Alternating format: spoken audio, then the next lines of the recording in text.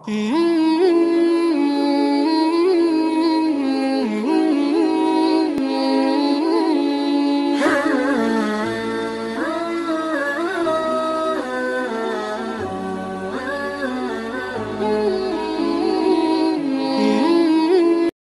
کا مختصر طریقہ یہ ہے، چونکہ ہمارے اسلام میں حج کی 3 طریقے ہیں۔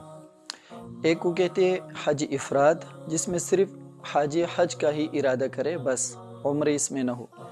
دوسرا ہے حج قران، کہ حاجی عمرہ اور حج دونوں کا ایک ساتھ ارادہ کرے اور پہلے عمرہ ادا کرے اور بغیر اپنے آپ کو حلال کرنے کے بغیر پھر حج کے ایام تک اس طرح حالت احرام میں رہے، پھر حج کے دنوں میں پھر وہ حج شروع کرے بغیر کسی نئی نیت کے بغیر۔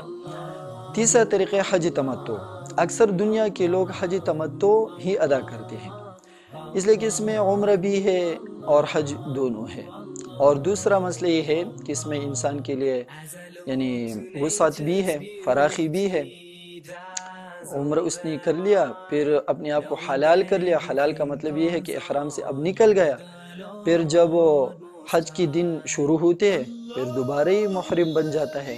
تو اکثر لوگ حج تمتع کر دیں، تو ہم حج تمتع کے متعلق بات کریں گے۔ مثال کے طور پر حاجی اپنے ملک سے روانہ ہو چکا، اب جب یہ ایئرپورٹ پر اتر جاتا ہے تو میقات جو ہے اس ملک کا وہ ایئرپورٹ سے پہلے آتا ہے، تو پھر اس حاجی کو چاہیے کہ اپنی ملک کی ایئرپورٹ سے ہی احرام باندھ لے۔ پہلا مسئلہ، اگر اس کا میقات سعودیہ کے ایئرپورٹ کے بعد آتا ہے تو پھر اس کے لیے افضل یہ ہے کہ سعودیہ کے ایئرپورٹ سے احرام باندھ لے۔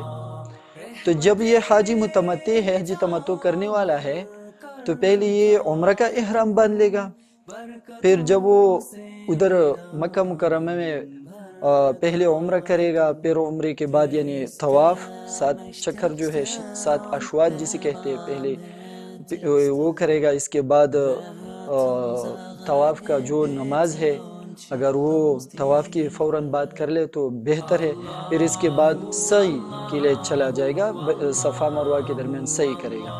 اس کے بعد اپنے آپ کو حلال کر دے گا۔ حلال کا مطلب یہ ہے کہ قصر کرے گا، حلق کرے گا، اب یہ حلال ہو گیا۔ اگر عورت ہے تو اپنی کون سی اسے توڑا لے لے گی، وہ یعنی 1 انچ یا زیادہ اس طرح کی وہ لے لے گی، وہ بھی حلال ہو گئی۔ اب یہ حالت احرام سے نکل گئے اور نکل گئی، اب وہ عام انسانوں کی طرح یعنی سلے ہوئے کپڑے، خوشبو لگانا، صابن استعمال کرنا اور تیل وغیرہ ساری کچھ وہ کر سکتے ہیں، حلال ہو گئی ہے۔ اب جب یعنی 8 ذی الحجہ کا تاریخ آ گئے تو 8 ذی الحجہ کو انہوں نے دوبارہ احرام باندھ لینے ہیں، تو کسی میقات جو قریب ہو ادھر چلی جائے گی یہ سارے لوگ اور ادھر سے پھر دوبارہ احرام باندھ لیں گے۔ جب یہ حاجی ادھر سے محرم بنا تو یہ سیدھا مینا کی طرف چلا جائے گا۔ اب مینا میں چاہے مسجد خیف ہی میں رہتا ہے، چاہے مسجد خیف کی مضافات میں رہتا ہے، بس انہوں نے ادھر 5 نمازیں ادا کرنی ہے سارے حاجیوں نے۔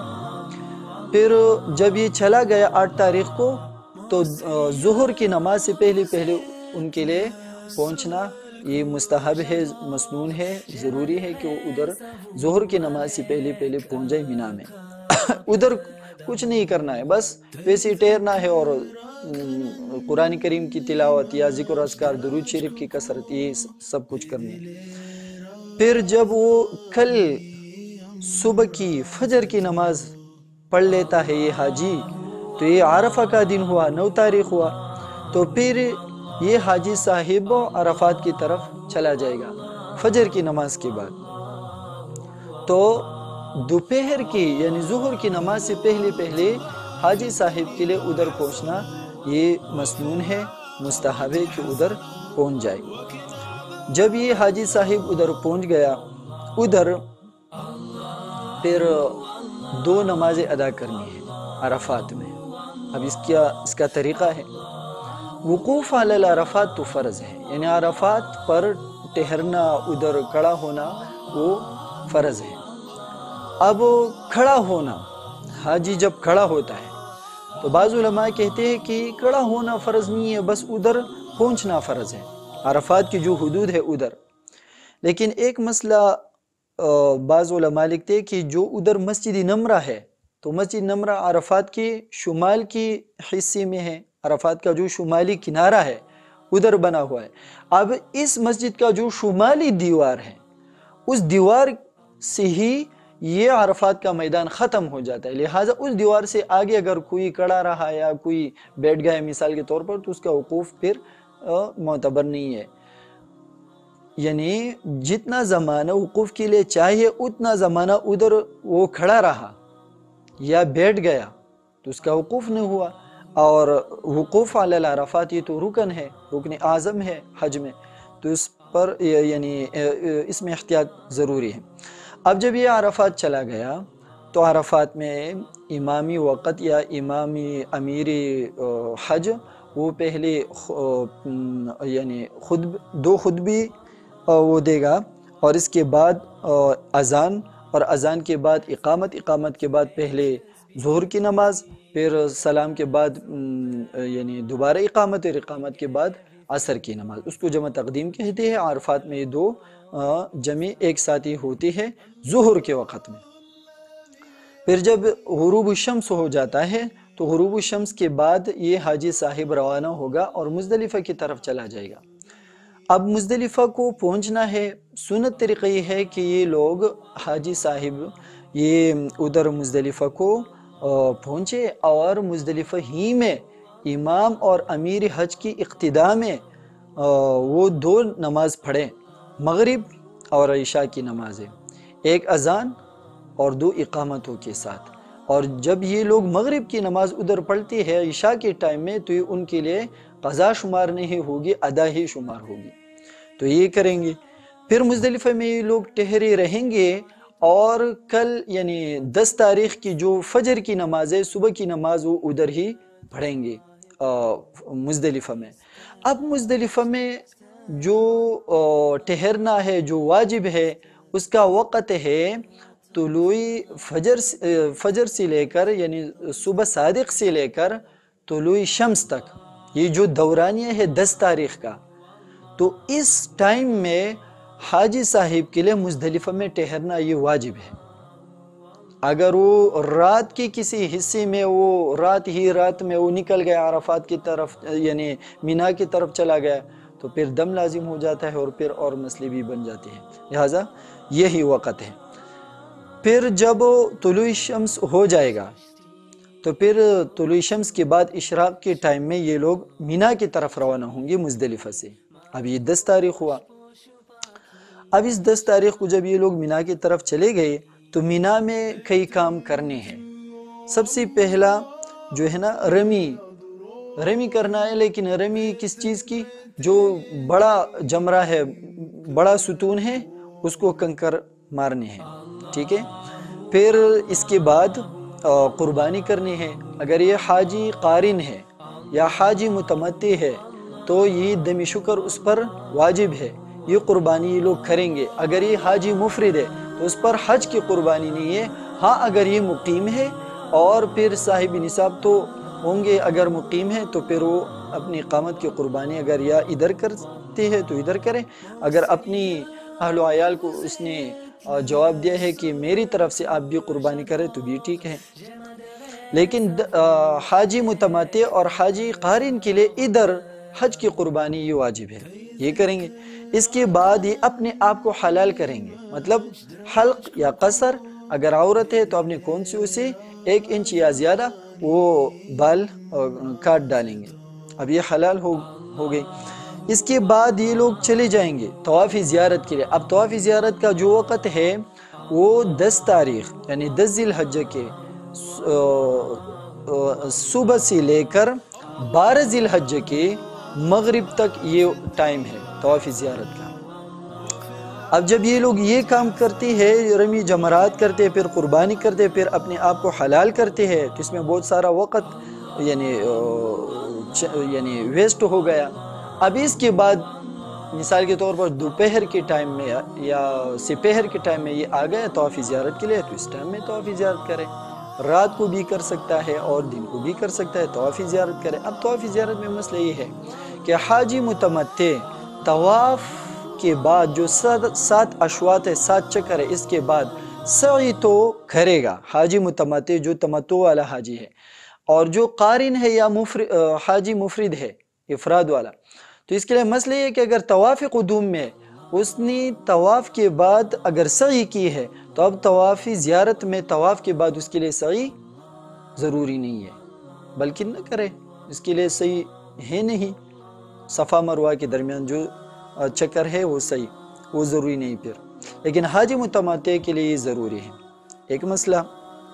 پھر ایک اور مسئلہ یہ بھی ہے کہ جس طواف کے بعد سعی ہوتی ہے، مثال کے طور پر عمرہ کی طواف کے بعد سعی ہوتی ہے، اور حاجی قارن یا حاجی مفرد جو طواف قدوم کرتا ہے تو اس طواف قدوم کے بعد بھی سعی ہوتی ہے، تو اگر وہ سعی کرتا ہے اس طواف کے بعد تو پھر اس کے لیے ضروری ہے کہ وہ اجتباء کرے اور رمل کرے اس طواف میں۔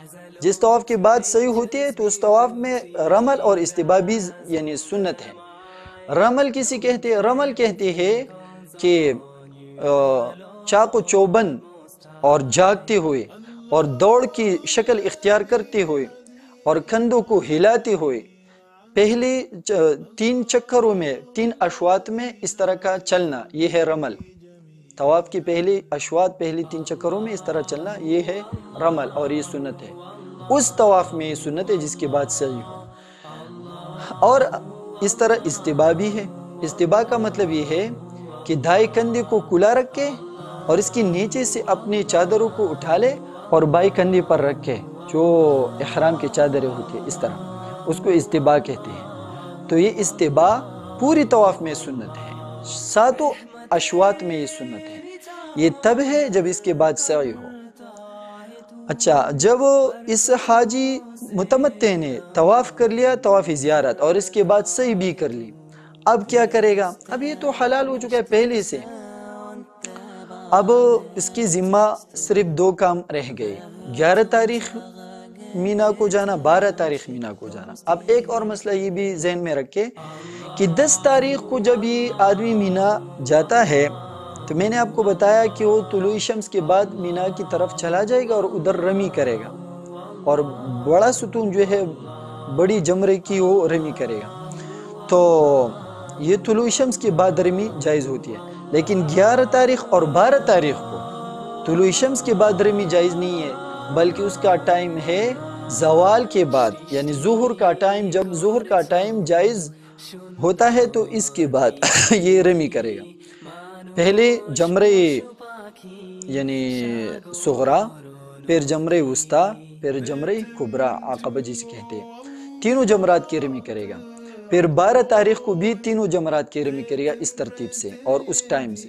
اور 10 تاریخ جو مینا کی رمی ہے وہ ایک ہی جمرہ کا ہے، اور وہ طلوع شمس کے بعد اس کا ٹائم شروع ہوتا ہے۔ جب اس نے یہ رمی کی 12 تاریخ کی اور پھر وہ مینا سے طلوع یعنی غروب شمس سے پہلے نکل گیا، اب اس کا حج ختم ہو گیا، یہ حاجی بن گیا۔ اب اس کی ذمہ صرف ایک ہی طواف ہے، وہ ہے طواف صدر اور طواف وداع۔ وہ جب آدمی واپس آتا ہے اپنے ملک، اپنے علاقے کی طرف، تو اس ٹائم جب یہ مکہ مکرمہ سے نکل جاتا ہے تو اس ٹائم اس نے وہ طواف کرنا ہے، اس کے ساتھ سعی نہیں ہے، اور اپنی سلی ہوئی کپڑوں میں بھی وہ کر سکتا ہے، اور لوگ تو کرتے بھی سلی ہوئی کپڑوں میں کرتے ہیں وہ طواف۔ بس 12 تاریخ کی جمرات کو کنکر مارنے سے وہ ختم ہو جاتا ہے حج۔ لیکن اگر کوئی حاجی ایسا ہے کہ اس نے 12 تاریخ مینا میں اس طرح گزاری کہ وہ یعنی غروب شمس ہو گئے اس پر مینا میں، اب اس پر 13 تاریخ کی رمی جمرات بھی لازمی ہو گئے۔ اب 13 تاریخ کا جو ٹائم ہے، وقت ہے رمی جمرات کا، وہ طلوع شمس بلکہ طلوع فجر سے بھی شروع ہو جاتا ہے۔ اب جب یہ 13 تاریخ کو رمی کرے گا تو اب یہ حاجی بن گیا اور اس کا حج ختم۔ یہاں تک تو یہ حج تمتع کا طریقہ تھا۔ اب یہ جو حج افراد اور حج قران کا جو طریقہ ہے وہ سیم اسی طرح ہے، لیکن ابتدا میں اور قربانی کا مسئلہ تھوڑا سا مختلف ہے۔ اس میں ابتدا میں جو حاجی مفرد ہے، یعنی جو صرف حج کے ارادے سے آیا ہوا ہے اور عمرہ وغیرہ وہ نہیں کر رہا، تو وہ جب ادھر مکہ مکرمہ پہنچ گیا تو وہ طواف قدوم کرے گا، یعنی حج کا احرام باندھ لے گا، چاہے 6 تاریخ 6 ذی الحجہ، چاہے 7 ذی الحجہ، چاہے 5 ذی الحجہ، جس تاریخ سے بھی وہ احرام باندھ لیتا ہے تو احرام باندھ لے گا، صرف حج کا، عمرہ کا ارادہ نہیں کرے گا، یہ حاجی مفرد کے لیے۔ پھر طواف قدوم کرے گا۔ اب طواف قدوم کے بعد اس کو اختیار ہے، چاہے وہ صفا مروہ کے درمیان سعی کرے گا یا سعی کو چھوڑ کر باقی حج کی ارکان کی ادائیگی کر کے 10 تاریخ کو یا 11 یا 12 تاریخ کو جب یہ طواف زیارت ادا کرتا ہے، اس طواف کے پھر بعد طواف قدوم، اگر طواف زیارت کے بعد اگر وہ صحیح کرتا ہے تو پھر ٹھیک ہے، یعنی یا یہ سعی صفا مروہ کے درمیان چکر لگانا یا یہ طواف زیارت میں کرے گا یا پہلے اس طواف قدوم میں کرے گا، کرنا ضروری ہے، دونوں میں کرنا ضروری نہیں ہے۔ ایک مسئلہ یہ ہے۔ دوسرا مسئلہ یہ ہے کہ 10 تاریخ کو مینا میں حاجی مفرد پر حج کی قربانی لازمی نہیں ہے، البتہ قارن پر اور متمتع پر حج کی قربانی بھی لازمی ہے۔